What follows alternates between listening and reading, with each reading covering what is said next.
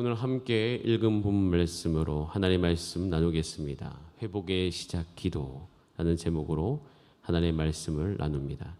오늘 이 말씀이 기록된 때를 오늘 시작하는 1절에 기록하고 있음을 보게 되어집니다. 그것이 언제냐면 1절에 이렇게 되어 있습니다. 메대 족속 아하수에로의 아들 다리오가 갈대아 나라 왕으로 세움을 받던 첫 해라고 되어 있습니다. 성경을 읽으신 분들은 아하수에로가 원래 이제 에스더 남편이다라고 기록하신 분이 있는데 이 아하수에로는 에스더의 남편은 아닙니다. 여러분 애굽의 왕을 우리가 일반적으로 바로라고 부르듯이 메대의 왕을 아하수에로라고 부릅니다. 그러니까 오해는 없으시기 바라고 이 왕이 세움을 받던 첫 해라고 되어 있습니다. 그리고 2절에 그 통치의 원년이다라고 되어 있어요. 여러분 다니엘은요 나라가 변동됨에 따라서 신기하게도 그 나라의 왕에게 중용받았던 굉장히 탁월한 인물입니다. 그렇게 탁월한 인물이 이제 그 나라 일을 하게 되어지는데 아무리 그 모든 것에 탁월하다 한들 이 나라와 나라 사이에서 그 통치가 바뀌는 해는요 완전히 모든 것이 바뀌는 해입니다. 행정 시스템도 바뀌죠. 그 다음에 거기 모든 정치 권력자들이 싹 바뀔 거 아닙니까?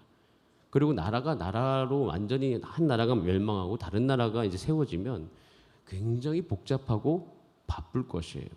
그리고 또 한 가지는 마음이 복잡할 뿐만 아니라 이제는 이게 어디로 나갈지 예측이 불가능한 겁니다. 왕의 통치가 어디로 갈지, 왕의 마음이 어디에 있을지에 따라서 이제 이것이 어떻게 변할지 예측이 불가한 것이에요. 그러니까 정세가 변하고 있고요. 그에 따라서 마음이 굉장히 복잡하다는 것이에요. 여러분 이때 다니엘이 2절에 보면 이렇게 되어 있습니다. 한번 같이 읽어보도록 하겠습니다. 2절입니다. 시작. 곧 그 통치 원년에 나 다니엘이 책을 통해서 여호와께서 말씀으로 선지자 예레미야에게 알려주신 그 연수를 깨달았나니 곧 예루살렘의 황폐함이 70년 만에 그치리라 하신 것이니라. 다니엘은 환상을 많이 보았고 그리고 이전에 이 느부갓네살 왕을 통하여서 또 벨사살 왕을 통하여서 하나님께서 온 열방을 어떻게 다스릴지에 대해서 환상을 통해서 또 그 해석을 통해서 보았던 사람입니다. 이 다니엘에게 관심은 어디냐면 하나님 나라의 회복이 언제쯤 일어날까 이것이 온통 그 마음속에 관심이었어요. 여러분 이 두 가지가 같이 공존합니다. 그게 뭐냐면 나라가 바뀌는 것에서 오는 혼돈 그리고 마음의 복잡함 그리고 다니엘도 하나님을 섬기지만 왕권이라는 것은 굉장히 큰 권력이기 때문에 그 흐름을 또 거스를 수 없는 부분이 있어요. 그 안에서 오는 혼돈스러움이 있고 또 반대로 또 한 가지는 그럼에도 불구하고 언제 하나님의 나라는 과연 회복될 수 있을까? 이 두 가지의 마음이 다니엘이 공존하고 있다는 거예요. 여러분 우리가 놓인 시기하고 굉장히 일치합니다. 우리는요 2년의 코로나 시기를 보내왔습니다. 이 코로나 시기를 보내오면서 우리 마음속에 있는 소망이 있어요. 2022년을 준비하면서 우리 마음속에 언제 주여 우리가 꿈꾸던 하나님의 나라 예전에 함께 우리가 모여서 셀 모임을 했던 그 시절 우리는 2020년 전에 2019년까지 우리 신앙생활을 추억으로 지금 간직하고 있습니다. 그리고 우리 마음속에서는 위드 코로나가 온다고 하고 그러면서 우리는 과연 그때 느꼈던 그 신앙의 풍성함을 다시 경험할 수 있을까? 알파를 통해서 아니면 JDTS를 통해서 또 우리가 실버스쿨에서 같이 모여서 함께 찬송하면서 함께 했던 그때를 우리가 다시 기억하면서 돌아갈 수 있을까? 사실 지금은 약간의 우리 마음속에 혼돈과 복잡 그 다음에 예측이 불가능한 그 상태에 놓여 있어요. 그러면서 또 한 가지 우리 가운데 동시에 있는 것은 뭐냐면 그럼에도 불구하고 우리의 마음은 하나님의 나라가 반드시 회복될 것에 대한 기대가 있다는 것이에요. 여러분 안에 지금 어떠한 복잡함이 있든 또 우리가 이 세상을 지내오면서 우리가 이 세상을 분석할 거 아닙니까? 그럼 거기에는 긍정적인 예측도 있고 부정적인 예측도 있고 또 교회에 대한 여러 가지 긍정과 부정이 분명히 존재합니다. 여러분 그런 긍정과 부정이 이때도 다니엘 때도 분명히 있었다는 것이에요. 근데 이 다니엘은 그럼에도 불구하고 항상 그 마음속에 품었던 것은 하나님의 통치와 하나님의 다스리심은 변함이 없다라는 것이에요. 여러분 다니엘서를 묵상하면서 이 새벽에 함께 나오시는 우리 모든 성도님들, 하나님의 나라의 통치는 오늘도 여전히 우리 가운데 유효함을 믿으시기 바랍니다. 그리고 여러분 마음은 항상 그 마음 속에서 하나님의 나라가 간절히 회복되길 원하는 그 마음이 여러분의 마음 속에 있게 되기를 원합니다.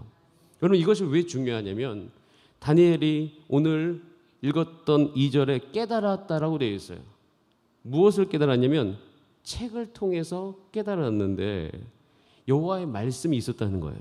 그것은 선지자 예레미야를 통해서 우리 바벨론 시기, 그러니까 이 포로 시기가 몇 년인지에 대한 깨달음이 있었던 거예요. 그게 몇 년입니까?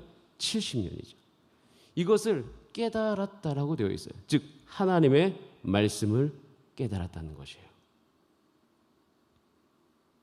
여러분 이런 복잡한 시기에 하나님의 말씀을 깨닫는 다니엘을 통하여서 이제 그 안에서 일어난 것이 있습니다. 자, 3절 말씀입니다. 3절 말씀 같이 한번 읽어보겠습니다.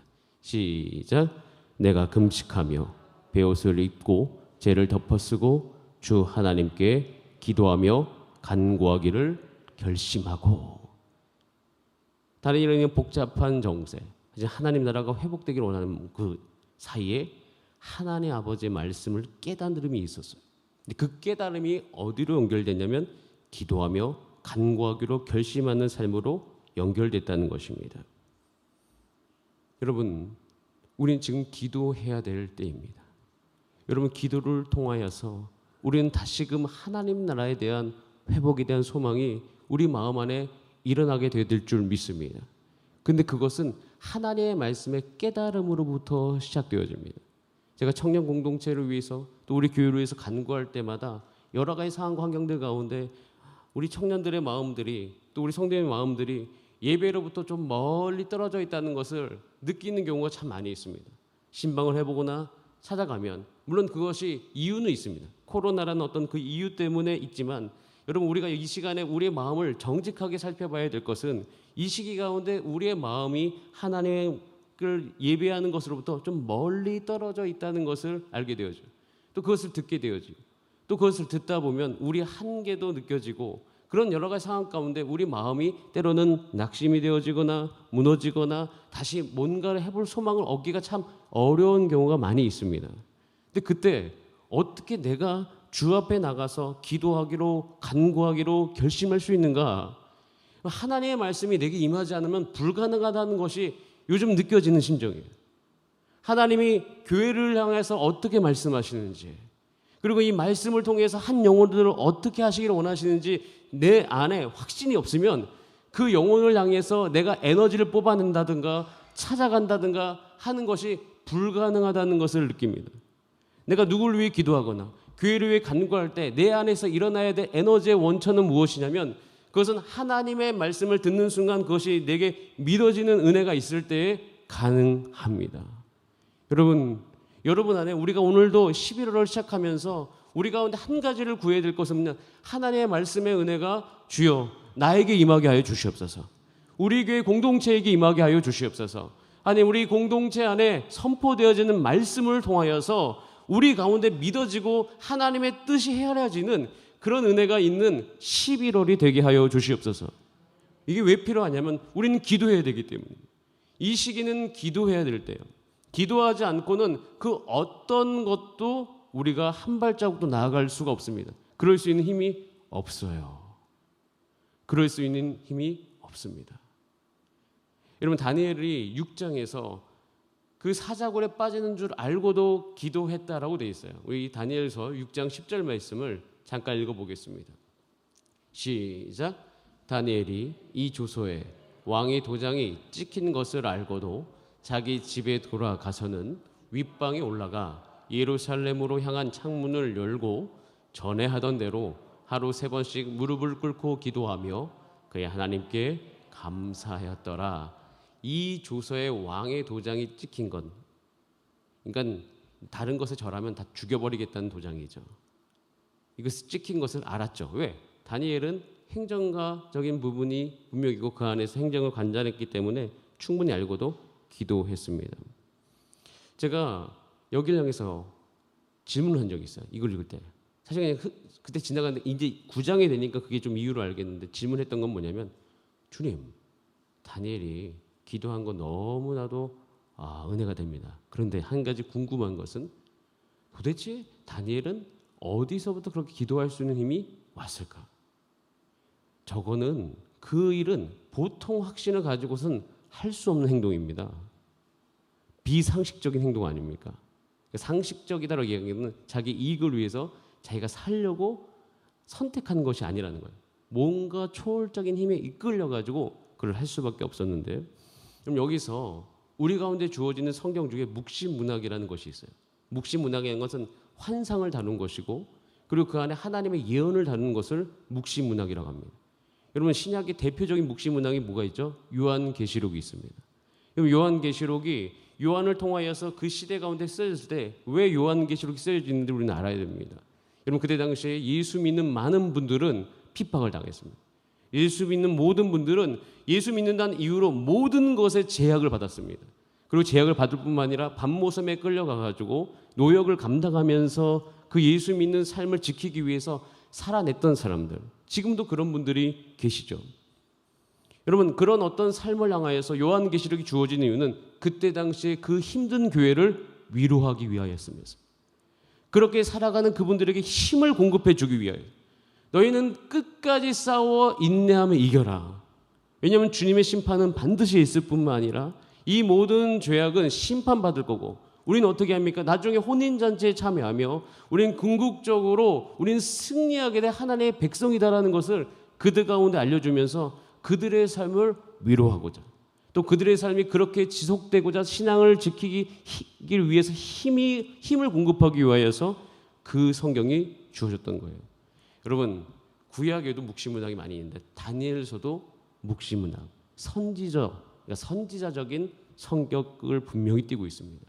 다니엘을 읽어보면요, 단순히 어떤 이야기가 많아가지고 이야기가 가득한 성경이라고 생각하지만, 여러분, 이 다니엘의 이 예언은 단순히 이야기적인 것이 아니라 온 제국의 흐름을 다루는 놀라운 계시가 담긴 거예요. 여러분, 이 계시가 다니엘에게 작용했던 거 보면 힘이었어요. 에너지였습니다. 내가 그냥 내 삶을 살아가지만 내 삶은 그냥 흘러가는 것이 아니라 철저하게 하나님의 통치에 의해서 흘러가는 것이다. 우리가 바벨론에 와가지고 이렇게 70년간 종살이 하는 것도 단순히 그냥 흘러가는 것이 아니라 철저히 하나님의 계획 안에서 흘러가는 것이다. 그러니까 그 보냈던 시기를 견딜 수 있었을 뿐만 아니라 그 보낸 시기에 전적으로 하나님께 기도하면서 살 수 있었다라는 것이에요. 여러분, 지금도 우리가 그게 필요합니다. 여러분, 우리가 지금 이 시간 기도할 수 있는 힘이 우리 가운데 공급되어져야 됩니다. 그것은 이 성경을 묵상하면서 결국은 온 땅을 다스리시는 분이 하나님이신 줄을 알 때 우리는 온전히 기도할 수 있을 것입니다. 여러분, 다니엘은요, 하나님께로부터 그 힘든 바벨론 시기를 다 보내는 가운데도 큰 위로를 받았어요. 환상 중에 하나님께서 그에게 주셨던 그 말씀을 통하여서. 근데 여러분, 이 말씀을 깨닫는 은혜는 오늘 나를 살아가는 저와 여러분에게도 동일하게 임할 줄 믿습니다. 지금은 위로가 필요합니다. 너가 신앙을 지키기 위해서 그렇게 힘들게 살아가고 선택하는 이 코로나 시기에도 신앙을 지키면서 그것을 다 주 앞에 온전히 드리며 살아가는 하나님의 백성들, 분명하게 하나님께서 여러분들을 위로하고 격려하여 주실 줄 믿습니다. 그리고 그 격려와 위로 속에는 같이 따라가는 것은 깨달음이에요. 하나님이 반드시 교회를 새롭게 하실 것이다.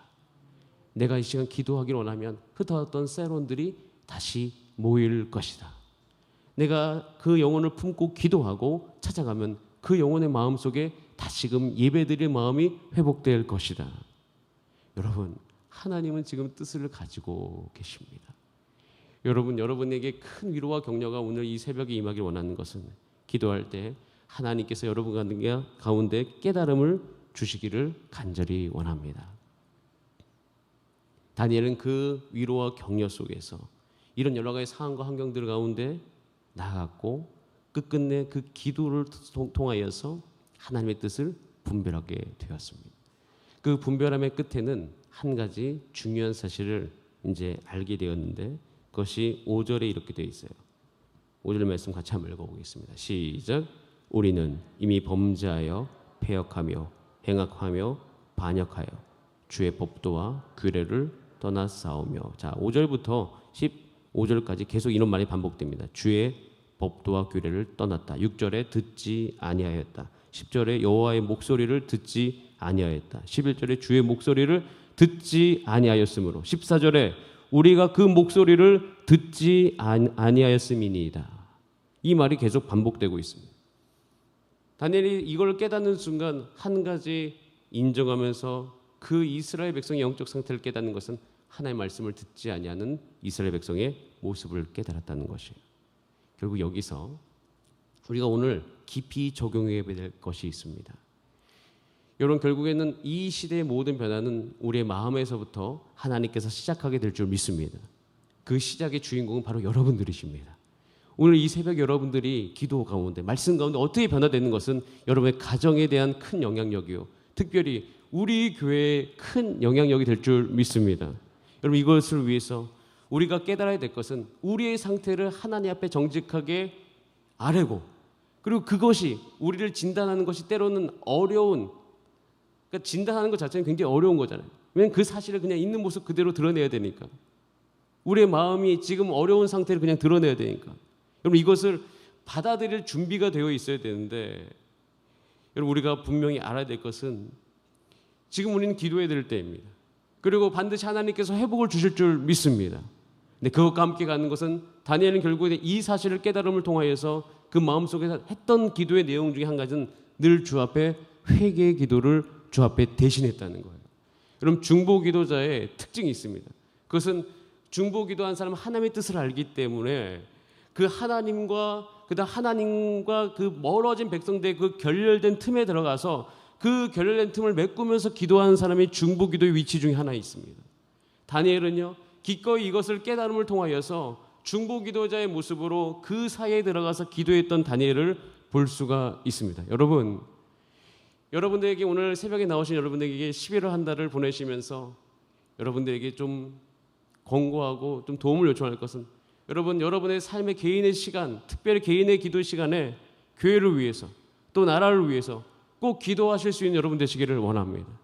심령이 가난한 자가 되어져서 이 시기에 하나님을 떠난 모든 것을 자기의 아픔으로 같이 여기면서, 하나님, 이 백성이 하나님의 말씀을 듣지 않습니다. 다시 그 말씀이 그들에게 들릴 수 있도록 주님, 내가 기도합니다. 나의 삶을 사용하여 주시고 내 이것을 잘 준비하게 하시고, 결국은 이것 가운데 하나님 아버지의 뜻이 우리 가운데 이루어질 수 있도록 주님 인도하여 주시옵소서. 여러분, 죄가 떠나야지 우리 가운데 은혜가 임하게 될 줄 믿습니다. 하나님의 말씀을 듣는 은혜가 나와 내 주변에 사랑하는 사람들 가운데 임하게 하여 주시옵소서. 저는 또 사역의 대상 중에 하나인 다음 세대 청년들을 위해서 기도할 때, 청년들의 마음이 많이 떠나는 것이 단순한 것이 아니라 그들의 마음속에 하나님의 말씀을 듣고자 하는 마음도 같이 떠나가고 있다는 사실이에요.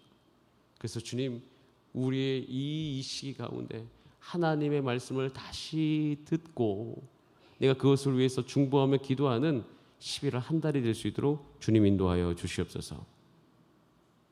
범죄한 우리 모습이라 할지라도 그것을 인정하고 받아들이고 기도할 수 있도록 도와주시옵소서. 그렇게 함께 기도하는 11월 첫날이 되기를 원합니다. 우리 함께 기도하시겠습니다. 하나님께서는 다양하게 다니엘서를 통해서 우리 가운데 보여주시는 것이 있습니다. 오늘 새벽에 잘 나오셨고요. 오늘 이 새벽에 이 시간 기도할 때, 하나님, 나의 삶에 위로와 격려가 있게 하소서. 나의 삶의 말씀을 깨닫는 은혜가 있게 하여 주시옵소서. 그리고 이것에 대한 간절한 것으로 기도의 영을 지금 내게 부으소서. 그래서 주님, 내가 기도하게 하소서. 기도하기로 결단하게 하시고 중보 기도의 자리에 내가 있게 하여 주시옵소서. 그러면 하나님께서 통치하시고 곧 회복시켜 주실 교회의 모습이 우리 가운데 보이게 될 줄 믿습니다. 그리고 오늘은 수능 17일 전입니다. 동일한 은혜가 수험생 가운데 임하게 하여 주시옵소서. 수능 수험생 기도 11월 18일 날 기도를 준비하고 있습니다. 기도 제목을 제가 만들고 있고 함께 같이 준비해 가고 있는데, 그 중에 가장 중요한 것은, 하나님, 내년에 올라올 이 대학생들이 이 청년부에 와서 대학부에 와서 예수님 만나게 하여 주시옵소서. 예수님을 알게 하여 주시옵소서. 그리고 이 수험생 기간을 통하여서 주님의 주권을 인정하게 하여 주시옵소서.